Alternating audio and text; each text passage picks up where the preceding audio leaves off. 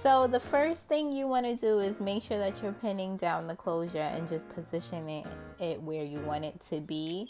Another thing that you're going to make sure to do is make sure that you start sewing on one side at a time. Don't just sew the whole closure at one time. Like, start on the left side and then go to the right side and then do the back of the closure last.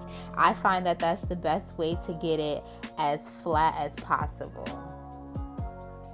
And when you're doing the stitching, make sure that you're taking your time and the stitches are very close together, because that's how you know that it's going to be very secure, and that's how you're going to make sure that it's very flat. So when I'm sewing, I always make sure that I loop the string or the thread around the needle. I feel like that helps the tracks or the closure stay more secure. I put the needle through and then I loop the thread around and then I pull it. It creates like a little knot, and I just feel like it's more secure, so I like doing that.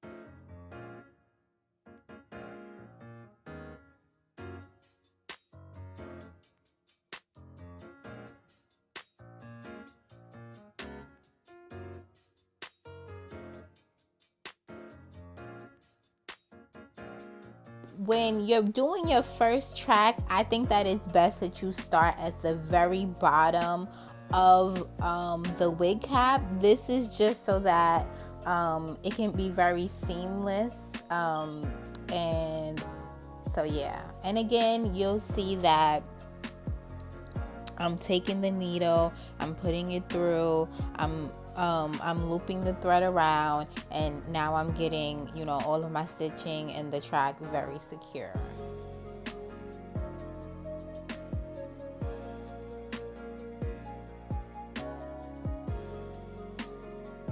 Now I'm just cutting the extra material that's under the closure.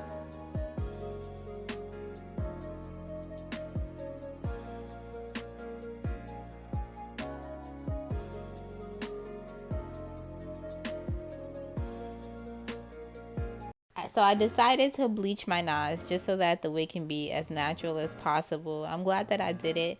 I think that it bleached okay. I left it on for about maybe like 25 minutes. I used 40 developer, just in case you guys were wondering. So yeah, and I used the blue powder. I actually mixed the blue bleaching powder and the white bleaching powder from the beauty supply stores. And I'll have all the products listed below if you're wondering, like, specifically what products I used.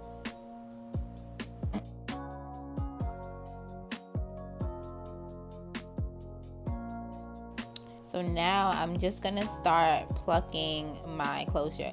So when you're plucking your closure, this one wasn't too bad, but it was a little bit thick, and I wanted to make sure that I got it as natural looking as possible. So be prepared to pluck and pluck and pluck and pluck and pluck and pluck until you can't pluck anymore, and then you're gonna think, I plucked enough, but you really didn't. Just keep plucking, basically.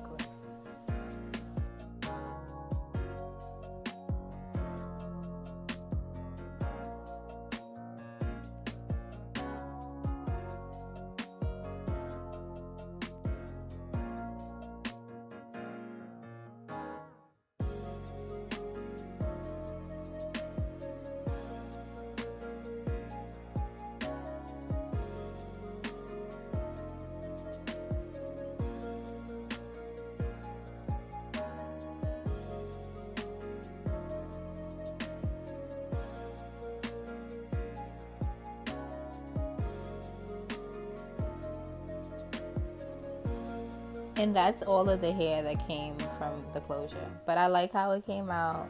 And this is a 6x6 closure. I don't know if I said that already. And I like these closures so much more. It gives you, you know, the illusion of a frontal, but it isn't a frontal. I really do like the 6x6 closure. I do want to try the 7x7, so it'll be a little bit bigger, but I like this right here. So now I'm just parting the hair so that I can create my baby hairs. And I decided to use the edge booster just for the closure purposes. But when I actually like lay the wig down, I use Got to Be glue to get them. This was just so that I can, you know, do the placement.